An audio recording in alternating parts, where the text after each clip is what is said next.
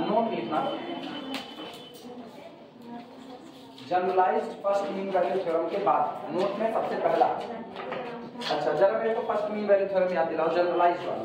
वो थी integration from a से b function f of x into g of x dx is equal to mu times of integration from a to b g of x dx। यही था कि नहीं? ठीक। और इसके ऊपर शर्त थी कि आपका फंक्शन f और g, generalised mean value theorem देखना, f और g दोनों क्या होने चाहिए? इंटीग्रेबल। आपके फंक्शन g का sign throughout interval same होना चाहिए, वो बदलना नहीं चाहिए, तब आप ऐसा काम कर सकते हो। ठीक। आपको एक म्यू ऐसा मिलेगा किसके? f के बाउंड्स के बीच में, स्मॉल m और कैपिटल M के बीच में एक म्यू ऐसा मिलेगा कि आप ये बात कह सकते हो। कितनी बातें हो गई हैं? अब सुना, हम कह रहे हैं अगर g of x is equal to 1 हो जाए, कांस्टेंट फंक्शन लिखना, if g of x is equal to 1, ठीक, किसके लिए? For all small x belong to the closed interval a b। अगर सारे क्लोज्ड इंटरवल a b में g की वैल्यू केवल और केवल कितनी रह जाए? 1। तो ये बताओ क्या 1 पॉजिटिव है? क्या 1 पॉजिटिव है? तो इसका मतलब थ्रू आउट इंटरवल g का साइन पॉजिटिव बना रहेगा, वो तो चेंज होने वाला नहीं है। ठीक। और चूंकि g ऑफ x एक कांस्टेंट फंक्शन बन गया है, तो मुझको पता है कांस्टेंट फंक्शन इंटीग्रेबल होते हैं, हाँ या ना? कांस्टेंट फंक्शन कॉन्टिन्यूअस होते हैं और कॉन्टिन्यूअस फंक्शन क्या होते हैं? इंटीग्रेबल होते हैं। तो इसका मतलब g ऑफ x क्या हो गया? इंटीग्रेबल हो गया। तो वो एक प्रॉपर्टी जो चाहिए थी कि g ऑफ x की इंटीग्रेबिलिटी, वो भी होल्ड हो गई। ठीक। लिखना आगे, then g belong to the family of Riemann integrable function on the closed interval a b। तब g उस परिवार का हिस्सा बनेगा जिसमें हर वो फंक्शन है जो क्लोज्ड इंटरवल a b पर कैसा है? रीमान इंटीग्रेबल है। ठीक। एक बात एंड, और इसके साथ साथ g of x conformally greater than 0 for all x belong to the closed interval a b। ठीक। By the mean value theorem, by the mean value theorem, by the mean value theorem, mean value theorem के इस्तेमाल से integration from a to b function f dx is equal to, बोलो क्या हो जाएगा? वाह, वो कितना हो जाएगा? वो हो जाएगा 1 mu into integration from a to b, लेकिन आपने g ऑफ x को क्या कर दिया? 1 dx। तो this is equal to mu into b minus a। Clear हुआ कि नहीं? Clear. Mu into B minus A, जहां पर म्यू कौन है? Where mu belong to the closed interval small m से कैपिटल M, यानी mu lie between bounds of f।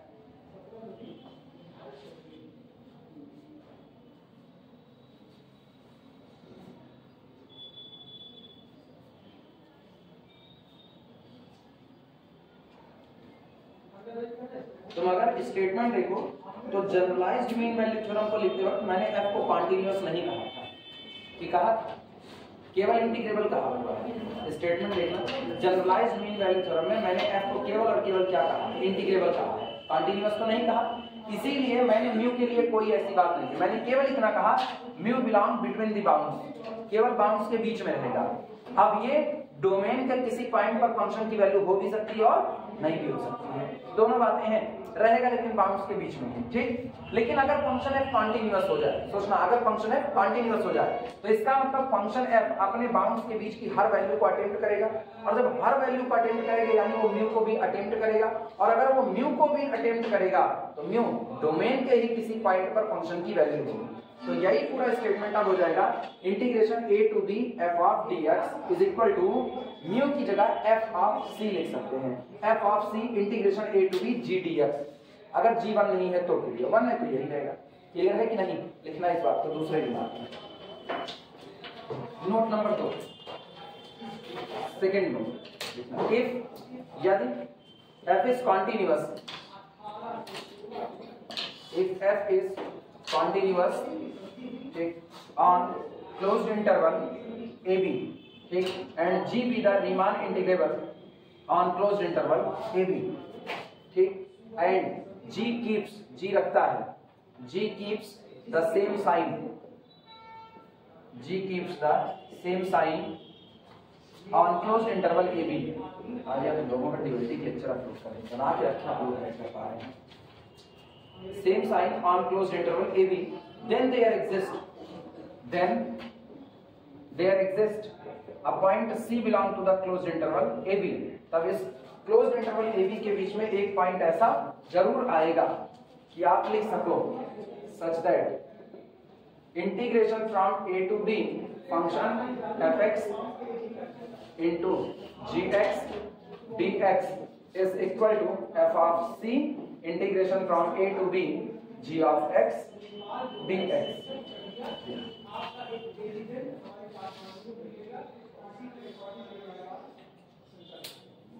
दूसरे वाले नोट का प्रूफ एग्जाम में पूछा जाता है, तो हम इसका प्रूफ करवा देंगे।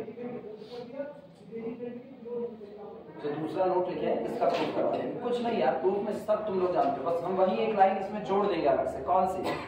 Since f is continuous, so attains every value between its bound। और जब आप कहते हो ना attains its value between bounds, तो इसका मतलब वो वैल्यू अटेम्प्ट होगी डोमेन के ही किसी पॉइंट पर, यानी there exist a point c in our domain such that f of c is equal to mu हो जाएगा। ये बात तब हम कहना चालू कर देंगे। इसका प्रूफ लिखा देते हैं।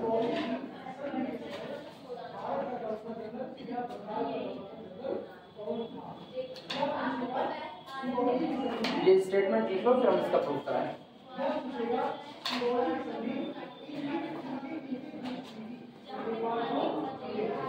नाम से पूछ करके बताते हैं, क्या नाम पूछ के इसे पढ़ा रहे हैं क्या? इसे पढ़ा रहे हैं? हाँ करें। नाम बता दीजिए। लिखना आप पढ़ाएंगे तो दिन बाद बीएससी पढ़ाएंगे, एमबीए पढ़ा रहे हैं, एमबीए वाला सही है भाई। एमसीए बचा है काफी। सोचो, मतलब एक नाम होता है उसी नाम पे सारे चलते हैं ना। चाय वाला लिखा, चलो लिखो। Since f is continuous, f is continuous, f is continuous on closed interval ab। चूंकि f continuous है किसमें? क्लोज्ड इंटरवल ab में, तो इसका मतलब this implies that no doubt every continuous function is Riemann integrable, implies that f is R integrable, f is R integrable, function आपका Riemann integrable हो जाएगा। ठीक, सो बाई, इसलिए ठीक जनरलाइज्ड मीन वैल्यू थ्योरम का इस्तेमाल करो। So by generalised mean value theorem GMVT लिख देना, याद तो रहेगा ना, जनरलाइज्ड मीन वैल्यू थ्योरम। ठीक, जीएमबीटी देयर एग्जिस्ट, यहां मौजूद होगा a mu belong to the bounds of a mu between the bounds of capital F such that, जो इस तरह से होगा कि हम लिख सकते हैं integration from a to b f of x into g of x dx is equal to mu into integration from a to b g of x dx। इतनी बात तो मैंने पुरानी थ्योरम जनरलाइज्ड मीन वैल्यू के आधार पर दी। अब हम f की कंटिन्यूटी का इस्तेमाल करेंगे।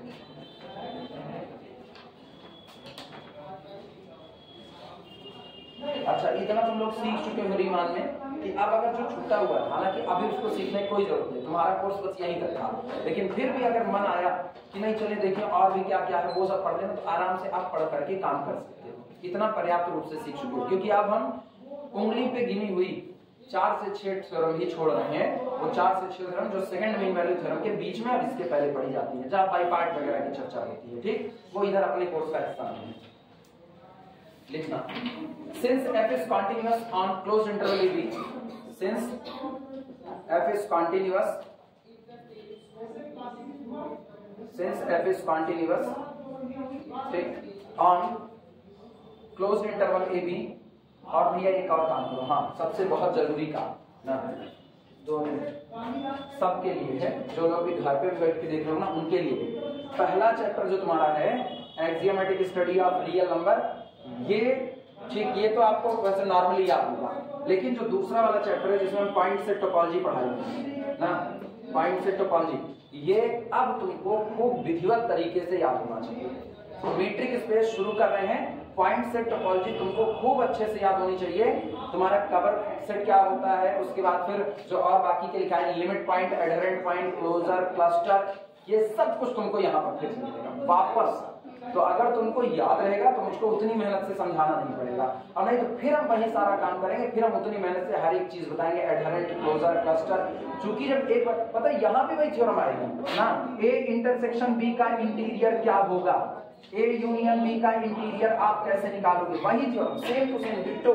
ए इंटरसेक्शन बी का होल क्लोजर आप क्या कहोगे ना, सेम टू सेम। मतलब पूरा का पूरा पहला चैप्टर जो पॉइंट सेट टोपोलॉजी है वो यहाँ पर दोहराया जाने वाला है। ठीक, तो कोशिश ये करो कि पीछे का पॉइंट सेट टोपोलॉजी अब तुमको याद रहना चाहिए। ठीक है, मौका लेना चाहो मौका ले सकते हो, क्योंकि शुरुआत में क्या होगा, शुरुआत में तो इसकी जरूरत नहीं पड़ेगी, शुरुआत में मीट्रिक स्पेस के न्यूमेरिकल से करेंगे, तो 6 तकरीबन तुमको 3 से 4 दिन की गैपिंग मिल जाएगी आराम से। 3 से 4 दिन में तुम उसको एक बार सरसरे तौर पर रिवीजन कर लो। आई बात समझ में? बाकी समझाएंगे तो मैं, ये ऐसा नहीं है कि कह देंगे क्लोजर तो आप लोग जानते ही होंगे, चलो निकल गए, एडहेरेंट तो जानते ही होंगे, ऐसा नहीं होने वाला है। जानते हैं तो पूरा मीट्रिक स्पेस तो जानते हैं, आगे पढ़ने की लिखना। सो इट अटेन्स मैंने ये तय कर लिया कि मेरा फंक्शन कैसा है, कॉन्टिन्यूअस है, तो अपने बाउंड के बीच जितनी वैल्यू है सबको अटेम्प्ट करेगा। So it attains every value between its bounds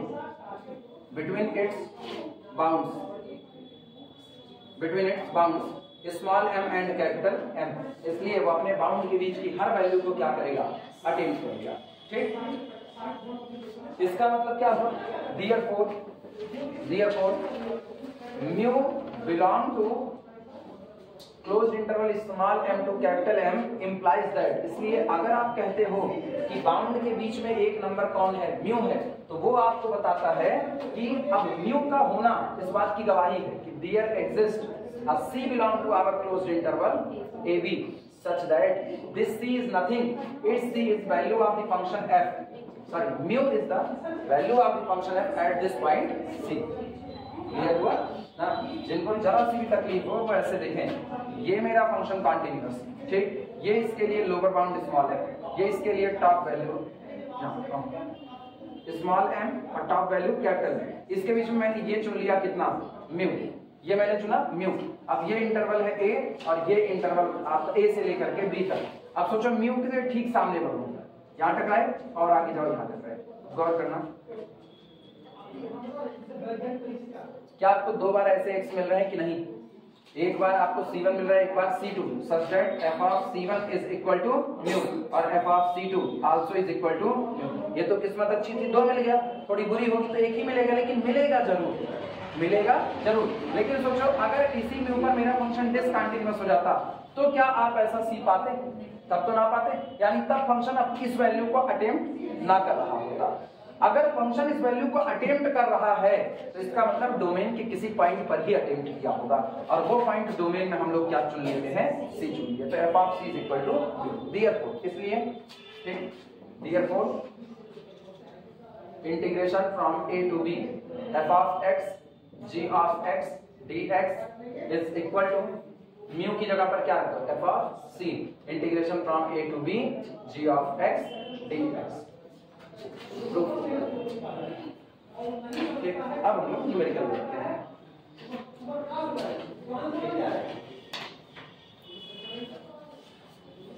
तो उम्मीद कर रहे हैं चाहे फर्स्ट मीन वैल्यू थ्योरम हो, चाहे जनरलाइज्ड मीन वैल्यू, चाहे फंडामेंटल थ्योरम, आप इंटीग्रल करोगे, अगर तीनों में से कोई भी आती है तो तुम लोग कर लोगे। हाँ या अब मेरे टेस्ट कब लोगे? हाँ, हम नहीं जा रहे,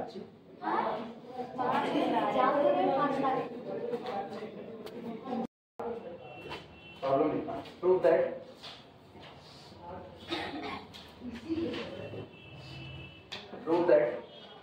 इंटीग्रेशन फ्रॉम 0 to 1, देखो कितनी दूर लिखते हैं, मतलब इस इंटीग्रल को बांधने चल रहे हैं। Integration 0 to 1 sin pi x divided by कितना है, 1 plus x स्क्वायर dx। ये इंटीग्रल आपका बाउंड होगा किन दो लोगों के बीच में, ये 1 अपॉन पाई से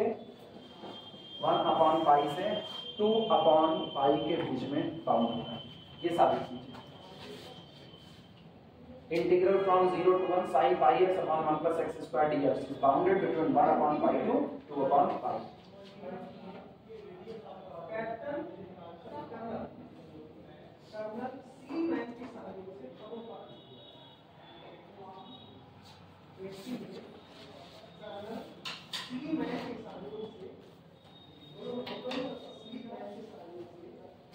x ध्यान देना, x 0 से 1 तक है, जो आपका डोमेन है इंटरवल, तो आपका 0 से कहां तक है, 1 तक।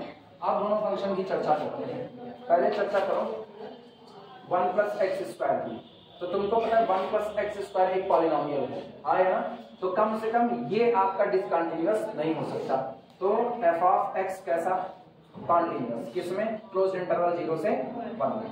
अच्छा, फिर ऊपर वाले फंक्शन की चर्चा करते हैं, sign pi x, sign pi x. इसको अगर हम देखें तो साइन पाई एक्स, चूंकि आगे साइन लगा है, ट्रिग्नोमेट्रिक फंक्शन है साइन का, तो ये भी कैसा, कॉन्टिन्यूअस, किसमें, ऑन क्लोज्ड इंटरवल 0 से 1। आप x की ही वैल्यू दोगे, x की वैल्यू 0 दोगे साइन पाई, x की वैल्यू 1 दोगे तो सॉरी 0 दोगे तो साइन 0 और 1 दोगे तो साइन पाई, उतने के बीच में कैसा, continuous. f of x continuous, g of x continuous.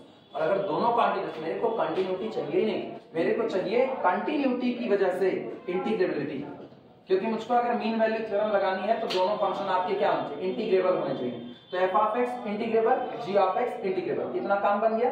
अब सुनना, अब मेरे को अगर जनरलाइज्ड मीन वैल्यू थ्योरम ही ऐसी होती है जिसमें दो लोग इन्वॉल्व होते हैं, generalised first mean value theorem, तो f ऑफ x इन्वॉल्व है और g ऑफ x इन्वॉल्व है, लेकिन मेरे को g ऑफ x उसी को मानना है जो थ्रू आउट इंटरवल अपना साइन से है, वो साइन बदलना नहीं चाहिए। तो अगर हम साइन पाई एक्स की तरफ देखें तो जरा ग्राफ देखना, x बराबर 0 रखो तो साइन 0 और 1 रखे तो साइन पाई। तो मतलब अगर हम देखें तो 0 से लेकर के कहां तक दौड़ रहे हैं, पाई तक। तो 0 से लेकर के पाई तक में यही होगा कि नहीं होगा, 0 से पाई तक में यही हाल रहेगा, ठीक। अच्छा, 0 से 1 की अगर हम बात करें, 0 से 1 की, तो 0 से 1 तक का जो टुकड़ा आपका होगा x एक्सिस को मान दो। अब तो ये मैंने ग्राफ खींचने के लिए 0 से पाई दिखा दिया। अब 0 से 1 तक के बीच की बात करें तब पर भी आपका फंक्शन पॉजिटिव ही बना रहेगा कि नहीं रहेगा, क्योंकि साइन पाई बाई 2 की वैल्यू कितनी होती है, 1। तो यहाँ पर आपको 1 मिला होगा 0 से लेकर के 1, और उतनी दूर में देखो क्या ये हरदम पॉजिटिव बना हुआ है कि नहीं बना हुआ है। तो throughout 0 to 1 our sine pi x is greater than कितना, 0। तो हम इसको क्या मान लें, g ऑफ x, और अगला कौन मान लें, f ऑफ x, और अप्लाई कर दे जनरलाइज्ड मीन वैल्यू। क्लियर है कि नहीं? चलो शुरुआत करते हैं।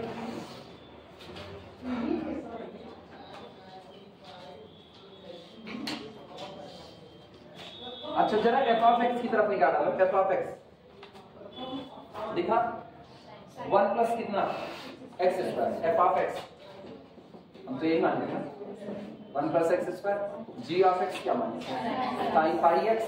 अच्छा, अब गौर करना इसमें, हम इतने को लेके चल रहे हैं, f of x is equal to 1 plus x square. इनको अगर देखा जाए तो y बराबर एक्स स्क्वायर का ग्राफ होता है ये,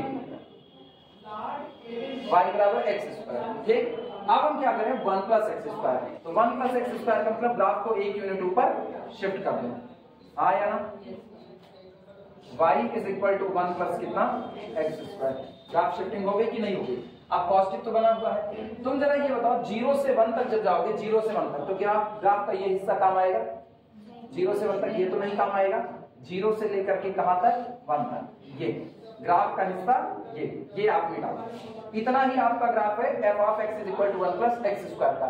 ये बताओ लेफ्ट टू राइट हाथ का मूवमेंट कैसा, इंक्रीजिंग ऑर्डर में है, तो इसका मतलब फंक्शन एफ ऑफ एक्स की अगर बात करो तो वो कैसा फंक्शन है, इंक्रीजिंग। लेकिन 1/1 प्लस एक्स स्क्वायर आपका क्या हो जाएगा, डिक्रीजिंग हो जाएगा, क्योंकि अगर 1 प्लस एक्स स्क्वायर इंक्रीजिंग है तो 1/1 प्लस एक्स स्क्वायर क्या होगा, डिक्रीजिंग। तो इस फंक्शन की अगर हम बात करें, अगर हम इसको एफ ऑफ एक्स ले लें, आप सोचना, इसको भूल जाओ थोड़ी देर के लिए, अगर हम इसको एफ ऑफ एक्स ले लें कि f of x is equal to take 1/1 plus x square, then it is a decreasing function. और अगर ये डिक्रीजिंग है तो डोमेन है 0 से लेकर के कहां तक, 1 तक। सुप्रीमा किधर मिलेगा, सुप्रीमा लेफ्ट में, और इंफीमा किधर मिलेगा, राइट में मिलेगा। क्लियर है, क्योंकि फंक्शन क्या कर रहा है, टॉप से बिलो की तरफ जा रहा है। ठीक, चलो इसी पर बात को करते हैं।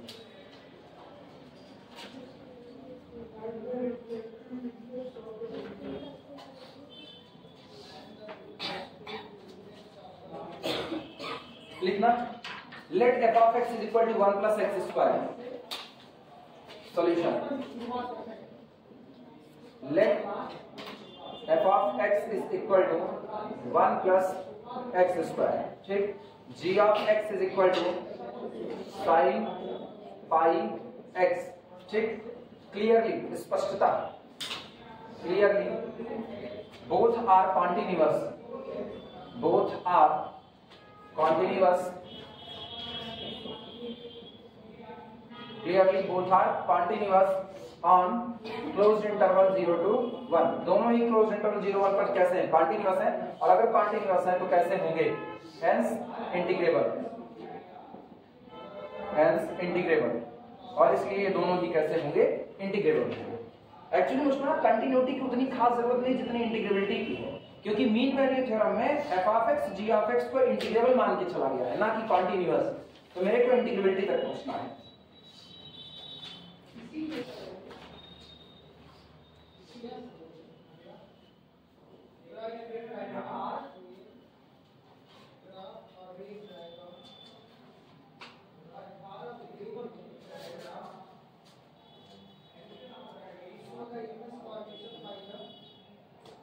ठीक, तो एफ ऑफ एक्स हमने ले लिया 1 प्लस एक्स स्क्वायर।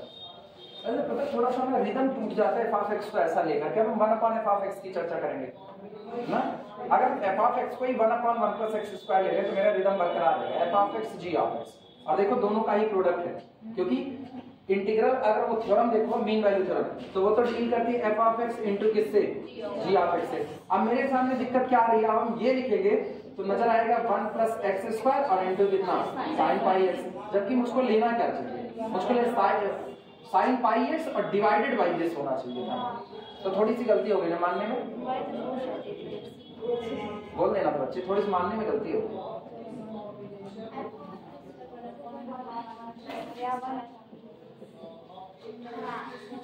बच गए?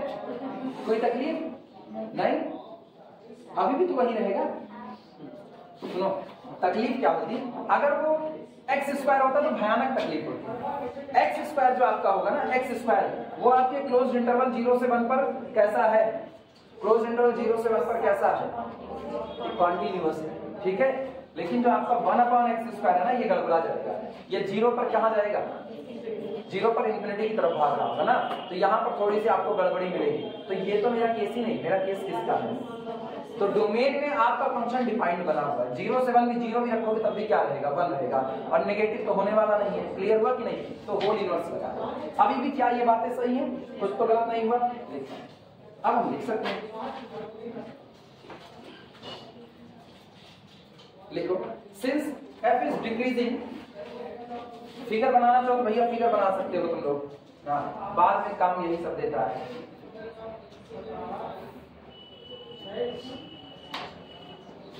जीरो से लेकर के पाई, ये आपका है sign pi x, sign pi x, जिसमें पाई बाई 2 पर आकर के, सुनो, पाई बाई 2 पर वैल्यू कितनी हो जाती है? 1, ठीक। तो हम इसको 1 कहते हैं। ऐसे बना दो बस, आपने ऐसे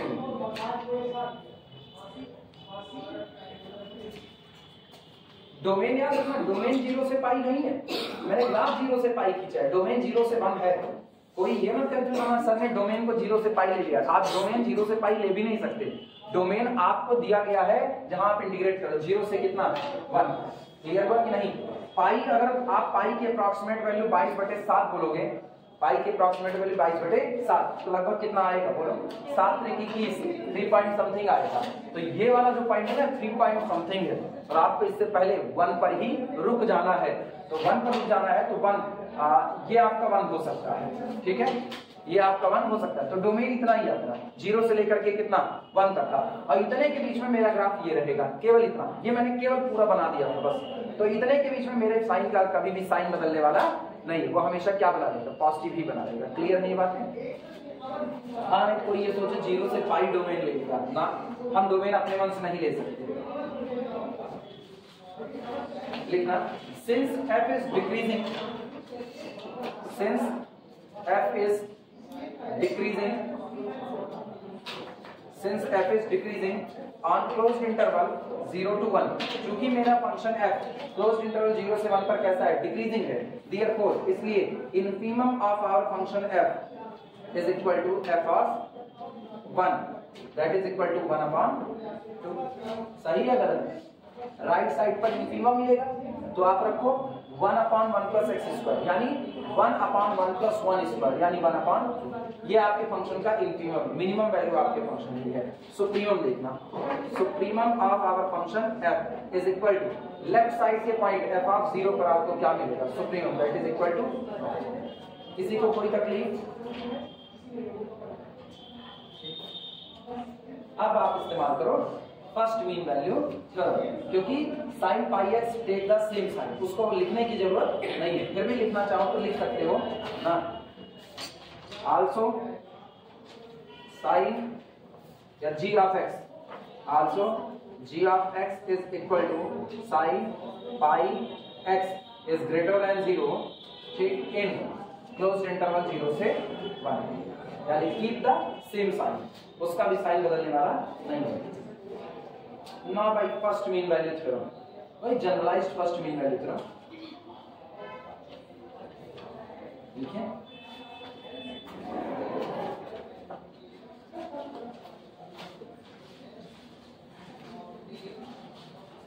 Now by GMBT, generalized first mean value theorem, integration from 0 से लेकर के 1 f of x into g of x dx is equal to, ठीक, mu into इंटीग्रेशन फ्रॉम 0 से 1 g of x dx, g of x dx, जहां mu किससे belong करेगा, where, यहां बता देते हैं, where mu belong to the closed interval, नहीं गड़बड़ी की है तुम लोग, क्लोज इंटरवल स्मॉल m से कैपिटल M, स्मॉल m कौन है भैया, स्मॉल m, कैपिटल M, हाँ यार, ये डोमेन नहीं है, ये म्यू जहां एग्जिस्ट करेगा वो जगह है, म्यू बाउंड के बीच में आएगा और f ऑफ x के बाउंड के बीच में, f ऑफ x का बाउंड 1/2 से कहां तक आ रहा है, 1 तक, तो where mu belong to 1/2 to, गलती से भी मत करना, मैक्सिमम लोग यही गड़बड़ी करते हैं, वो म्यू को उठा के डोमेन में डाल देते हैं, म्यू डोमेन नहीं है, mu is the value of the function, और value of the function domain में नहीं आता बल्कि कहां आता है, कोडोमेन में आता है, कोडोमेन में रेंज के हिस्से में चल रहा होता है। आई बात है समझ में? हाँ, वो गड़बड़ी ना पाल लेना, वो लिख दी एग्जामिनर आगे जाएगा नहीं, वहीं पे छोड़ देगा, हो गया, दैट इज अर्थात इंटीग्रेशन फ्रॉम 0 से लेकर के 1 g ऑफ x की वैल्यू sin pi x divided by f of x की वैल्यू 1 plus x square dx is equal to mu integration from 0 से 1 और g of x sin pi x dx। Note करो, सबको पता है sin पाई x का integration -1 upon pi cos pi x, हाँ या ना? तो this is equal to mu upon pi बाहर निकाला और माइनस को भी बाहर निकाल दिया, अंदर में क्या बचा, cos pi x, lower limit 0 upper limit 1।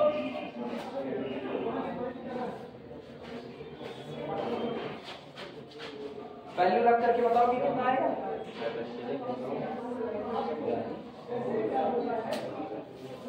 Value रख करके बताओ कितना आएगा, अपर रखोगे तो cos pi minus cos 0, cos pi minus cos 0, सोच लो, हम रुके नहीं, x की जगह पर 1 रखो, फिर x की जगह पर 0 रखो, कितना आ रहा है, हाँ 2 म्यू बाई पाई, हाँ 2 म्यू बाई पाई, वो माइनस माइनस साइन छपेंगे, this is equal to 2 mu upon pi, गड़बड़वाना मत, cos पाई का वैल्यू कितना होता है, -1, और cos 0 की भी वैल्यू कितनी, 1, तो लेकिन बीच में साइन किसका रहेगा, माइनस का, -1 -2 और बाहर का माइनस माइनस प्लस, क्लियर हुआ? इसे मान लो इक्वेशन नंबर 1, इस टोटल को मान लो ये टोटल इक्वेशन नंबर 1 है। अभी काम खत्म नहीं हुआ। अभी मैंने केवल और केवल एक हिस्सा किया है, जनरलाइज्ड मीन वैल्यू थ्योरम का इस्तेमाल करते हुए यहाँ तक अपने इंटीग्रल को सॉल्व किया हुआ है। अब जबकि मुझको ये नहीं करना है, मुझको कहना है मेरे इंटीग्रल की वैल्यू 1/π से 2/π के बीच में ही होगी, इससे ऊपर नहीं जा सकती। फिलहाल मुझको क्या मिलता है, value of the integral is equal to 2μ/π। तुम गौर करो, राइट साइड का 2/π आ चुका है, म्यू का किस्सा फंसा हुआ है, हाँ या ना। म्यू कहाँ बिलोंग करता है, आधे से 1 के बीच में, बस इससे ऊपर नहीं जा सकता। 1/2 से किसके बीच में, 1 के। अब आगे काम बढ़ा रहा हूं, अब इसको बाउंड करें। इक्वेशन नंबर 1 मान लो पूरे।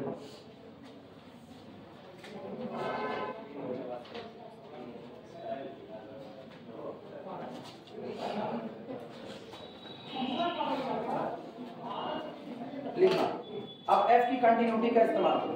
Since f is continuous on 0 to 1, since function f is continuous,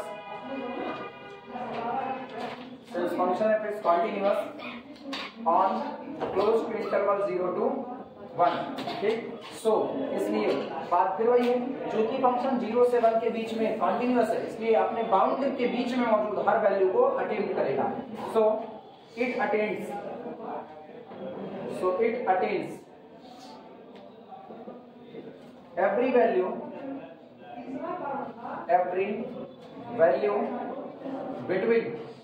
every value between its bounds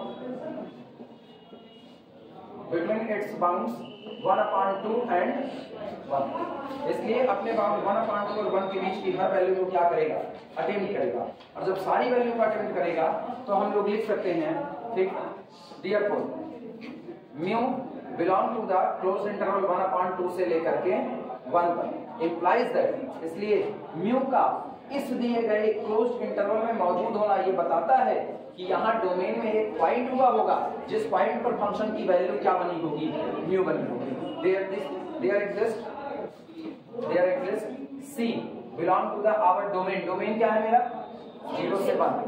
there exist a point c in our domain such that, जो इस तरह से हुआ होगा कि the value of the function at c is equal to. कोई तकलीफ किसी को? तो भैया इक्वेशन नंबर 1 पे आओ। Therefore from इक्वेशन 1 आओ इक्वेशन नंबर 1 से। जरा इक्वेशन नंबर 1 से बोलना, म्यू बराबर कितना बचेगा, f of c is equal to mu is equal to, mu बराबर बोल π/2 इंटीग्रेशन 0 से 1 sin πx upon 1 plus x square dx। हाँ है ना, नोट करो काम करो।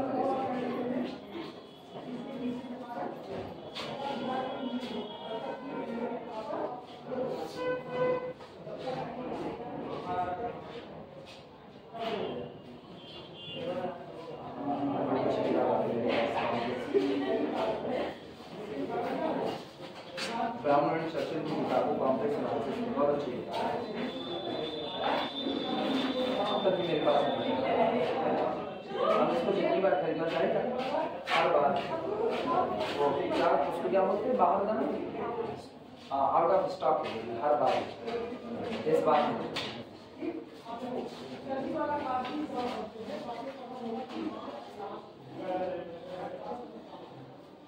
ये हो जाए तो बता हो गया। अब सुनो, इतना तो मैंने इनके लिए कर दिया, लेकिन अभी भी इंटीग्रल को बाउंड नहीं कर पाए। अब इंटीग्रल को बाउंड करेंगे। अच्छा, इतनी दूर तक कोई दिक्कत? इतनी दूर तक तो मैंने केवल Lagrange mean value theorem, sorry Lagrange कह रहे हैं, जनरलाइज्ड मीन वैल्यू थ्योरम के इस्तेमाल से बात करें। अब हम थोड़ी सी बात एफ के ऊपर करेंगे। देखना बट कुछ लिखना मत, केवल देखो c less than or equal to 1 greater than or equal to 0। आप खुद ही करो, c आपके डोमेन का पॉइंट है, तो डोमेन अगर वो डोमेन का पॉइंट है तो यही हाल उसका रहेगा, ठीक। And f is decreasing function, and f is decreasing function, और f आपका कैसा फंक्शन है, डिक्रीजिंग है। भैया अगर f डिक्रीजिंग है तो जैसे डोमेन के पॉइंट पर f काम करेगा इनइक्वालिटी का साइन पलट जाएगा कि नहीं पलट जाएगा, यानी this implies that f of 0 greater than or equal to f of c greater than or equal to f of 1। पलट गया कि नहीं पलटा?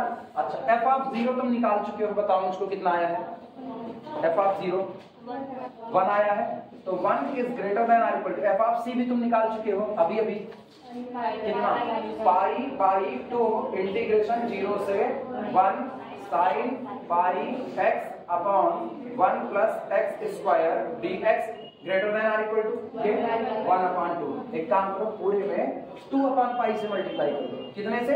2 अपॉन पाई से। तो this implies that 2 upon pi greater than or equal to integration 0 से 1 sin pi x upon 1 plus x square dx and this is greater than, किससे multiply करना है? 2 अपॉन पाई, 2 से 2 कट गया, 1 अपॉन पाई। भैया अगर इसको सिस्टमैटिक लिखो, सबसे छोटा पहले फिर उससे बड़ा फिर सबसे बड़ा, तो आप इसको क्या लिखोगे? 1 upon pi less than or equal to integration 0 से 1 sin pi x upon 1 plus x square less than or equal to 2 upon pi. क्या यही प्रूफ करना था? आंसर नोट करो।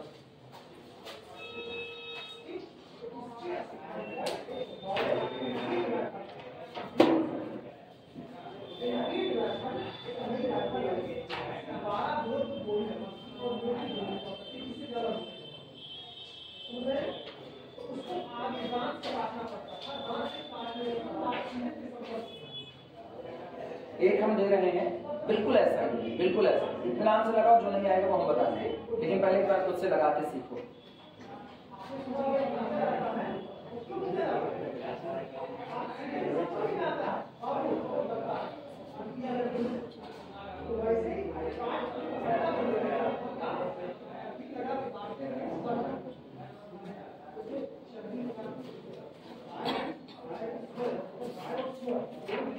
लैंग्वेज तुम्हारे ऊपर है, तुम जितना चाहे काट सकते हो, वो तुम्हारे ऊपर है, लेकिन इतना मैंने काट देना कि तुरंत न्यूमेरिकल शुरू करो, लास्ट में आंसर दे दो। क्या तो बाकी आप समझते हैं, पर्याप्त रूप से समझदार।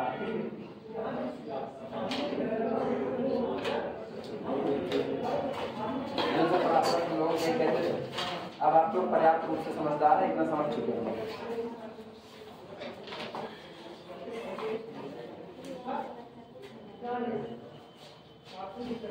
हो जाए तो बताना। इधर का तुम मिटा ही सकते हैं ना, तब तक सवाल लिखते हैं, घर मिटा कर।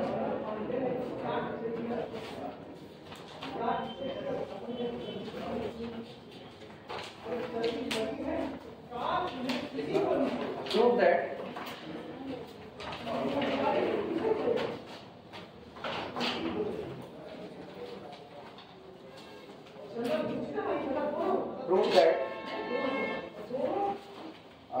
इंटीग्रेशन फ्रॉम 0 से नहीं पाई बाई 6 से पाई बाई 2, पाई बाई 6 से पाई बाई 2 ऑफ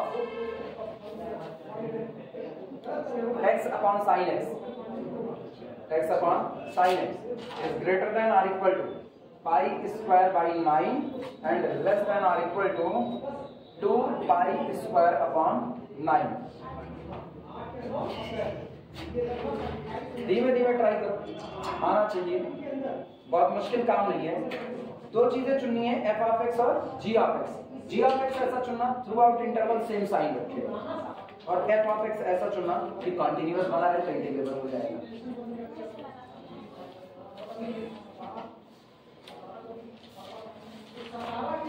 डोमेन देख लेना, पाई बाई 6 से पाई बाई 2, हम तुम्हारी थोड़ी सी मदद कर दे रहे हैं। ये सुनो, बात फिर वही है, हम 0 से पाई साइन का ग्राफ खींच रहे हैं, तो तुमको आसानी होगी कि आप जी में साइन को लोगे या एफ में साइन को लोगे। ये रहा 0 से लेकर के कहां तक पाई, लेकिन आज पाई बाई 2 पर रुक जाना है, तो रुक गए पाई बाई 2 डोमेन चुनने में। और शुरू कहां से करेंगे? पाई बाई 6। पाई बाई 6 का मतलब 30 डिग्री, 30 डिग्री, वो 0 डिग्री से आगे होगा, तो ये आपका ग्राफ ये इतना ग्राफ। अब ये थ्रू आउट सेम साइन तो है ही है। तुम ये सोचो तुम इसको कॉन्टिन्यूटी के तौर पर ले लो तब फायदा है, या आप इसको g ऑफ x मान लोगे तब फायदा है, throughout the same sign, क्योंकि आपका x भी यही है। जरा देखो, अगर हम एक फंक्शन x है और दूसरा फंक्शन कौन है 1 अपॉन साइन x है, तो ये मुझको पता है कि 1 अपॉन साइन x भी कैसा रहेगा, कॉन्टिन्यूअस ही रहेगा। ठीक है, थ्रू आउट सेम साइन भी रहेगा कि नहीं रहेगा, सेम साइन है भैया मेरे, ये पॉजिटिव है कि नहीं है, तो 1 अपॉन पॉजिटिव अगेन पॉजिटिव ही रहेगा, वो बदलने वाला नहीं है। तो इसका मतलब दोनों बातें फुलफिल कर देगा, कॉन्टिन्यूअस भी है, थ्रू आउट पॉजिटिव भी है। x का हाल हो, x का पाई बाई 6 से पाई बाई 2, इसको ड्रॉ करना है, y बराबर x, पाई बाई 6 से पाई बाई 2, y बराबर x, pi by 6 positive, pi by 2 positive. ठीक है, अब एंगल नहीं, अब x के लिए देख रहे हैं तो 22/7 वाले देख रहे हैं, पॉजिटिव और पॉजिटिव के बीच में y बराबर x की line positive, throughout same sign, continuous, चुनो जो चुनना और मदद कर देगा हो तो नहीं बस सुनो। हाँ, अरे मेरी जिम्मेदारी कर लेना, मदद के नाम में कुछ और दे रहे। दूसरा हिंट सुनो, g ऑफ x उसी को मानना जिसको कल आसानी से इंटीग्रेट कर पाना। याद करो, जब यहाँ लास्ट में आए तो मैंने इंटीग्रेट किया था, हाँ या ना, तो म्यू इंटीग्रेशन gx dx, तो g ऑफ x को इंटीग्रेट करना है, तो g ऑफ x उसी को मानना जिसको आराम से इंटीग्रेट कर पाना। अब बताना, या तुम 1 अपॉन साइन x को आराम से इंटीग्रेट करोगे, क्योंकि ये पलटेगा कोसेक x में, अब कोसेक x का इंटीग्रेशन तुम्हारे लिए थोड़ा सा टेढ़ी की हो सकती है, हाँ या ना, तो तुम इसको क्या मानोगे f ऑफ x, और x को क्या मानोगे g ऑफ x, कोई बड़े आसानी से इंटीग्रेट होगा, x का इंटीग्रेशन x²/2। अब आगे काम करो, बहुत बता दिया, अब नहीं बताएंगे। हाँ, ये एक और होमवर्क के तौर पर लिख लो, ये जो ब्रैकेट में बंद किए हैं, ठीक है। अब दोनों डिस्को एक जैसे ही लग रहे हैं, कई लोग लगा चुके हैं, इसका ट्राई करना, ये भी लग जाएगा आराम से।